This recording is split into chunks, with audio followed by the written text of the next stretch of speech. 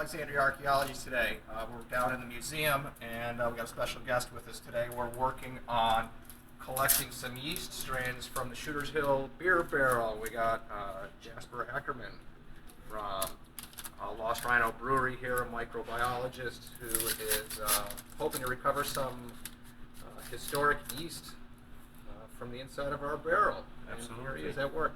So the barrel, if you can, I don't know if it's easy to see. Yep.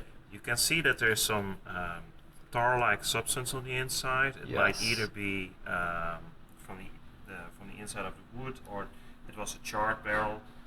I'm not sure. Right. I'm not an expert on ancient old barrels. But there's also some yellow deposit, and hopefully there's some yeast in there. If there's yeast, we hope it's still viable, and if it's still viable, then we can make a beer out of it. And that would be, of course, nice having an old local yeast that was used a long time ago back into action in this area. And so it's potentially possible to create a beer that would taste somewhat similar to the beer that was once held in this barrel. Absolutely. Wow. If we are able to get the same yeast out of it, and the yeast has not changed, and it's still the same, has not mutated, then we can do that. Yeah. And yeast gives about 30% of the flavor to a beer, so it definitely would be kind of reviving something from that era, kind of going back into time.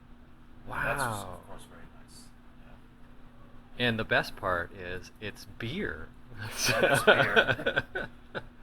That's fascinating. Cool. Yeah, so.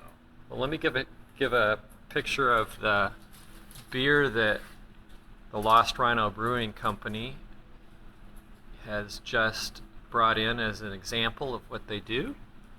Yeah, and an IPA and a lager, both of our flagship beers. Great.